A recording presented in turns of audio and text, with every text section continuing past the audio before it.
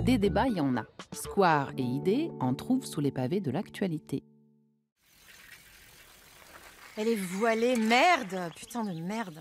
C'est quoi ce flot d'injures? Tu répètes les paroles du morceau de rap que tu écoutes? C'est cette conne de roue qui frotte, je n'avance plus. Et tu as besoin de l'insulter pour qu'elle se répare toute seule? Non, mais moi ça m'aide à aller mieux. Un célèbre psychologue anglais a étudié le pouvoir des jurons. C'est prouvé. Ils améliorent l'endurance face aux obstacles de la vie. Eh bien, idée, je n'ose pas penser à ce que tu proféreras devant de vraies difficultés. Injurier, c'est devenu la communication 2.0. Regarde Trump. Les populistes d'extrême droite s'y sont mis pour empêcher tout débat. Mais les gens sont lassés des discours rationnels qui n'apportent aucun changement. Au moins, quand on parle comme eux, ils ont l'impression que ça bouge. Parfois, tu me fais peur. L'injure comme action politique, c'est le début de la fin de la démocratie. Je me demande si ton obsession de la modernité ne t'empêche pas de réfléchir. Square, ce que tu viens de me dire est 10 fois plus insultant que des injures qui sont tellement rabâchées qu'elles en sont banales. Elles sont comme des coquilles vides. Pas du tout. Rien que de les dire, c'est de la violence. Arrêtez pour arrêter, je voudrais que tu vois ça. Mais tu ne regardes pas Marou? Après. Alors, on y va? On débat?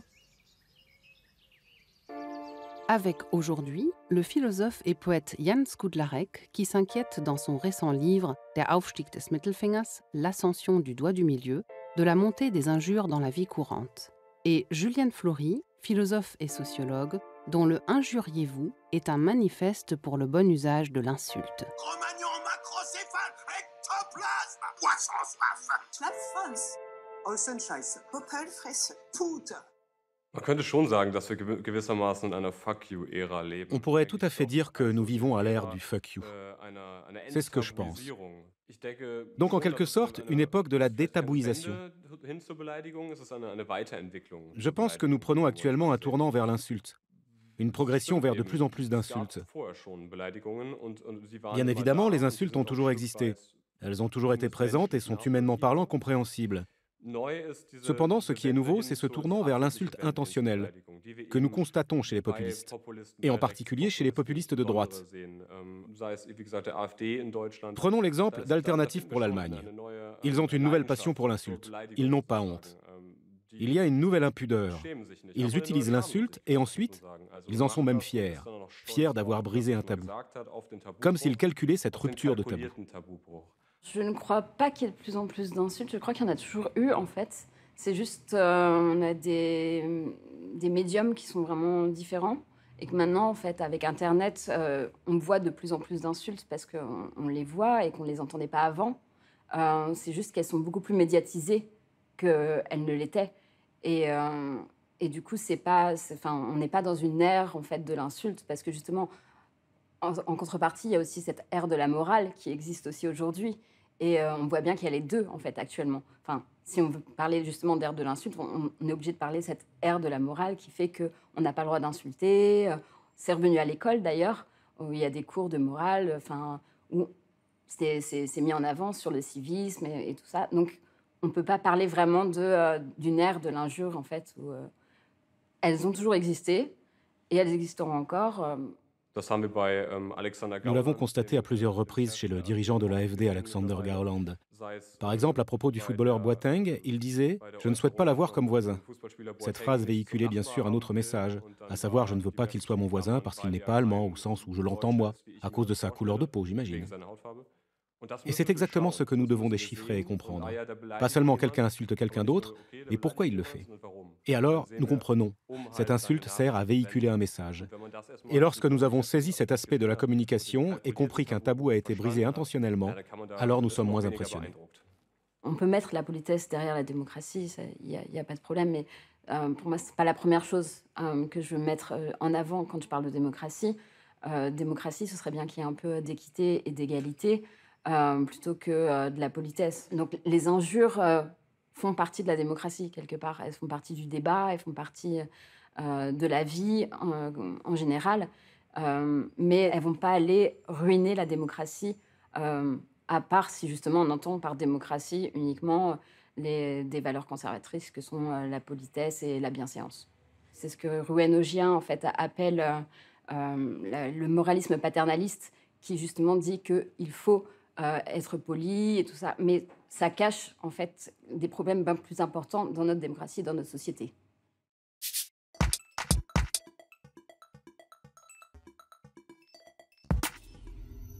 sac à vin, furoncle, oignon frisé, va te faire crucifier. Dès l'Antiquité grecque et romaine, insultes et injures fleurissent. Au fil des époques, elles conservent la même utilité, outrager pour se défouler, pour agresser ou pour se défendre. L'injure sert aussi à apaiser les tensions ou à resserrer les liens au sein d'une communauté. Les joutes d'insultes ont depuis toujours existé, par exemple en Afrique, où le markanda oppose encore aujourd'hui les épouses d'un homme à sa nouvelle femme, en chantant. Mais aujourd'hui, l'insulte est utilisée hors de ses cadres usuels comme argument politique. Donald Trump a donné le là, d'abord par un markanda électoral, devenu après son investiture une stratégie diplomatique.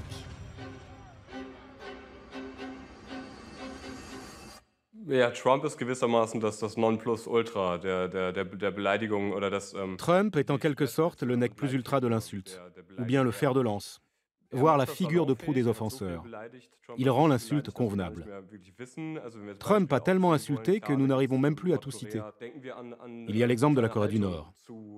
Pensons à son attitude à l'égard de Kim Jong-un qui était au début très négative. Il y a eu des insultes comme le petit gros et l'homme fusée il y a quelques mois. Et ensuite, tout a changé pour des raisons stratégiques. Donc, il insulte comme il veut et il s'en abstient quand il veut. Ce qui est nouveau, c'est cette dimension et cette gravité, et cette intentionnalité derrière l'acte visant à briser des tabous. Et pour Trump, ce n'est pas qu'un soupçon, mais c'est très clair. Chez lui, l'insulte est une stratégie, autrement dit un moyen de communication important. Désormais, tout le monde le sait.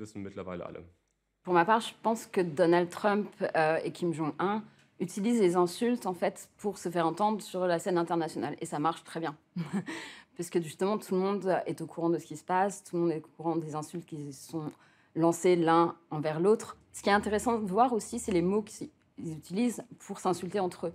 C'est-à-dire que ce sont toujours des insultes très ordinaires. C'est petit gros pour l'un et puis vieux pour l'autre. Et ils font aussi des insultes comme fou et psychopathe. D'ailleurs, c'est marrant parce qu'ils se répondent sur le même style d'insulte à chaque fois. Fou et psychopathe, c'est pareil. Donc là, ils essayent de se mettre en quarantaine, mais bon, comme ils essayent tous les deux en même temps, ça s'annule un peu. Voilà, c'est leur jeu médiatique. Wir müssen unterscheiden, ob Beleidigungen ernst gemeint sind oder nicht ernst gemeint sind. In einem politischen Kontext. Nous devons déterminer si les insultes ont été prononcées sérieusement ou non. Dans un contexte politique, et notamment quand les populistes parlent, c'est trop souvent sérieux. Du moins, le rejet est exprimé sérieusement. Ce qui est grave dans cette attitude, ce n'est pas tant la signification de chacun des mots de l'insulte, mais plutôt l'agression qui se cache derrière elle. Que ce soit chez Donald Trump, à l'AfD ou chez d'autres populistes de droite. C'est préoccupant. Ce rejet et cette agression peuvent en effet avoir une dimension antidémocratique. Et on peut affirmer que la prolifération de ce genre de discours empoisonne le climat social. Et finalement, le fait de s'insulter de façon antidémocratique nous prive de la possibilité d'échanger et de discuter démocratiquement les uns avec les autres. Démocrate au XVIIIe était une insulte. Démocratie, c'était une insulte, que ce soit en France ou aux États-Unis, parce que ça voulait dire que la France était gouvernée par le peuple, et le peuple seul, c'est-à-dire par les pauvres, en fait. Donc c'était une hérésie, c'est-à-dire comment on pouvait être démocrate et prôner la démocratie. Donc c'était vraiment une insulte, ça, le démocrate. Ce qui est intéressant, c'est qu'au milieu du XIXe siècle, les élites politiques alors en place se sont réappropriées et donc ont changé quelque part le sens de l'insulte pour légitimer leur pouvoir et légitimer le fait de rester en place. Je ne pense pas que les insultes soient justement une arme de populisme. C'est-à-dire que oui, ça peut plaire justement à la population, donc on peut se dire « Ah bah tiens, je vais utiliser les insultes pour plaire à la population ». Mais elles ont toujours existé, en fait. On parle d'une montée du populisme et une montée de l'insulte. Je suis assez perplexe vis-à-vis de ça, parce que justement, les insultes ont toujours existé. Elles sont répertoriées depuis très longtemps. Il y a des linguistes, en fait, qui ont trouvé dans une chanson du Moyen-Âge « fils à putain ». Comme quoi, c'est pas récent et on utilise encore la même insulte. Teilweise haben sich sicherlich auch Politiker durch eine als politisch korrekt kritisierte Sprechweise. Le langage des politiciens qui a été critiqué comme politiquement correct les a éloignés de la population ces dernières années. Ça, c'est vrai. Ce n'est pas un problème dans l'absolu. Mais ça peut être problématique. Parce que dorénavant, les populistes peuvent affirmer « Oui, regardez, il y a ces élites imbéciles qui s'expriment très différemment de nous. Elles ne vous représentent pas du tout. Elles ne font que se représenter elles-mêmes. Mais moi, Trump, ou moi, Alice Weidel, ou qui que ce soit d'autre, je vous représente, vous le peuple. Et toi, personnellement, le petit homme. » C'est ainsi qu'ils peuvent donc avancer. Je suis l'un des vôtres. Il est possible de créer une certaine proximité à travers l'insulte, en brisant des tabous. J'arrive pas à faire le lien justement avec le populisme et les insultes de cette manière-là. Il y a des personnes qui vont se dire « Ah bah, le président parle comme moi, donc en fait, on a les mêmes idées. » Il peut y avoir cet avis-là. Et après, il y a d'autres personnes qui vont se dire « Ah mais il est représentant de mon pays. Je ne veux absolument pas qu'il ait ce discours-là. » Je ne suis pas sûre que les insultes fédèrent à ce point-là le populisme. Parce que justement, il y aura toujours des personnes qui vont dire « Ah bah non, moi, j'ai pas envie qu'on soit représenté sur la scène internationale avec que des insultes. Je trouve que c'est pas convenable. » Certains populistes veulent empêcher le débat. Ils ne se préoccupent pas du contenu ni des sujets, ni même de ce qui est factuel. Ils ne veulent pas de dialogue objectif concernant les problèmes, ni bien sûr la résolution des problèmes. Ils se situent au contraire au niveau relationnel. Ce qui leur importe, c'est d'indiquer « tu es dans mon équipe ou tu ne l'es pas.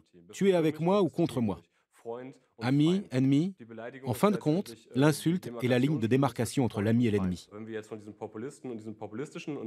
Notamment lorsque nous parlons des populistes et des insultes populistes d'extrême droite, ces insultes néfastes. Elles ne sont pas forcément prononcées par les politiciens eux-mêmes, mais par leurs partisans, les citoyens en colère qui sont actifs sur Internet. Et tous les nouveaux citoyens enragés qui hurlent sur ce qu'ils appellent la presse mensongère. Dans ces cas-là, l'objectif est d'empêcher activement un dialogue factuel. En définitive, l'insulte constitue l'étape finale de la communication. Et c'est justement cette évolution dangereuse que nous pouvons observer aujourd'hui. En somme, avant, il y avait des citoyens engagés, et avec Internet, il y a des citoyens enragés. Pas d'argument, pas de dialogue. Aujourd'hui, la communication, c'est l'insulte, instantanée et blessante. Tu aimes mieux la politesse alors qu'on cherche à détruire son adversaire? C'est Kant versus Schopenhauer. L'insulte a toujours été utilisée dans les débats politiques. D'ailleurs, on le voit à l'Assemblée nationale où ça crée, dès que quelqu'un se fait insulter, en fait, la moitié de l'hémicycle sort. Mais là, ça devient plus du théâtre en fait qu'autre chose, parce que je ne pense pas qu'ils le prennent vraiment personnellement. Et je ne pense pas que ça coupe le débat, en fait, absolument pas. C'est juste que c'est un plus, en fait. Oui, ça crée du buzz. Ça fait partie aussi du langage. C'est pas une fin en soi.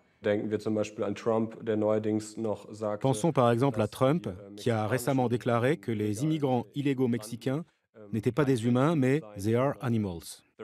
Pour lui, ce sont des animaux. Bien évidemment, il utilise ici une métaphore. Mais cette métaphore est extrêmement insultante et très néfaste, parce qu'elle prive de leur humanité les victimes de cette insulte. Ce phénomène n'est pas exclusivement l'apanage de Trump. Nous le constatons également souvent à l'AfD et chez les citoyens en colère. Prenons l'exemple de Madame Ozouz, une femme politique allemande dont M. Gauland, le dirigeant de l'AfD, voulait se débarrasser, la renvoyer à l'étranger, etc. Lorsqu'on dit se débarrasser en allemand, on pense aux ordures, aux déchets et à leur élimination. L'insulte peut créer un débat au sens où on n'utilise pas tous les mêmes insultes de la même façon. Donc il peut y avoir des incompréhensions. Et ces incompréhensions, du coup, peuvent faire débat. Par exemple, si une États-Unienne rencontre une Française et qu'elle s'engueule et que l'États-Unienne finit par dire « mais de toute façon, t'es une sale communiste », aux États-Unis, c'est quasiment la pire des choses de manière politique, mais c'est pas du tout le même équivalent en France. Donc je pense que ça peut tout à fait créer débat et justement apporter sur les différentes histoires en fait, qu'ont les uns et les autres derrière un mot. L'insulte fait partie donc, de notre société et en soi, elle existe et c'est vrai qu'elle crée du lien, ça crée une interaction entre les gens et du coup qui ne se voient pas forcément quand ils se passent à côté l'un de l'autre, mais là, ils seront obligés de se regarder et de se voir. Généralement, en plus, ça évite qu'on en arrive à la violence physique, donc c'est pas trop mal. Si nous décrivons l'humanité et la société de manière réaliste, nous constatons que la violence existe tout autant que les conflits. Mais il s'agit là d'exceptions, et non pas de la règle. Ceci est également valable pour les insultes, qui sont la plupart du temps des violences linguistiques. Cela ne veut pas dire que je défends l'idée selon laquelle tout va bien et qu'il ne faut rien faire. Non, nous devons en effet faire quelque chose, parce qu'il existe ici et là des climats, des atmosphères qui peuvent menacer certaines sociétés et certains milieux. Le danger réside dans un excès d'agressivité, mais aussi dans des agressions linguistiques. Et il n'est pas rare de voir qu'une agression linguistique soit suivie par une agression physique. C'est ainsi. Là où il y a de la vraie violence, c'est-à-dire de la violence physique, il y a toujours eu quelque chose de verbal avant. Nous devons veiller à ne pas brutaliser les relations humaines, à empêcher une brutalisation de la société. On entend dans la rue tout le temps des insultes, elles font vraiment partie de notre langage ordinaire. Du coup, c'est contre la bien-pensance actuelle qui fait qu'on devrait être poli tout le temps, mais c'est surtout une réalité en soi qui existe et qu'on ne peut pas nier. La politesse, ça ne veut pas dire qu'on n'est pas violent.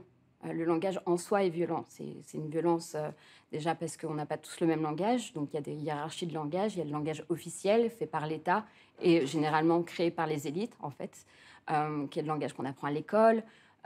Et déroger à ce langage, c'est être mis de côté, c'est être mis au banc de la société. Le fait de nier, en fait, de dire s'il n'y a plus d'insultes, on ne sera plus violent, c'est complètement faux, c'est complètement utopique. L'utilisation ou la non-utilisation des insultes ne fait pas d'une société quelque chose de meilleur et de bienveillant. Ce n'est pas parce qu'on n'utilise plus justement nigger ou nègre aux États-Unis qu'il y aura moins de violence vis-à-vis des Noirs américains. Il est fort possible que les insultes aient quelque chose à voir avec l'égoïsme moderne. En effet, l'humanité et les sociétés se sont individualisées. Mais c'est bien sûr mauvais si cela se transforme en égoïsme, en narcissisme, et qu'on finisse par penser « oui, il n'y a que moi et personne d'autre ».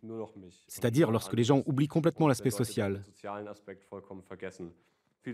Beaucoup d'entre nous profitent du fait que nous pouvons nous développer et nous épanouir individuellement. Le côté négatif se dévoilerait dans une société qui compterait de plus en plus de gens qui joueraient des coudes. C'est-à-dire quand la société devient de plus en plus agressive et qu'elle finit par n'être peuplée que d'individus se marchant sur les pieds et se bousculant lorsque leurs propres objectifs sont en jeu. Cette tendance existe bel et bien, et elle a également une réalité linguistique. Je ne suis pas là pour prôner les injures et les insultes, je suis là pour dire qu'elles existent et qu'elles sont intéressantes, et justement, il faut les regarder de plus près pour comprendre notre société. C'est bien, en France, les insultes sont légiférées, et il y a des insultes qui sont plus légiférées, qui sont les insultes en fait, qui sont à caractère raciste, homophobe, religieuses, elles sont davantage légiférées. Et c'est très bien qu'on ait ce garde-fou-là. Après, c'est pas la même chose dans tous les pays. Par exemple, en France, ce sera légiféré parce qu'on est sur un État qui veut garder l'ordre public. Voilà, l'important, c'est l'ordre public. Aux États-Unis, l'individu prime sur l'ordre public. Donc, c'est le premier amendement. Donc, les insultes ne sont pas légiférées parce que, justement, on a le droit de tout dire. C'est bien d'avoir la liberté d'expression, mais il faut aussi pouvoir mettre des limites. En tout cas, si ça apporte de la haine et de la violence qui sont dommageables.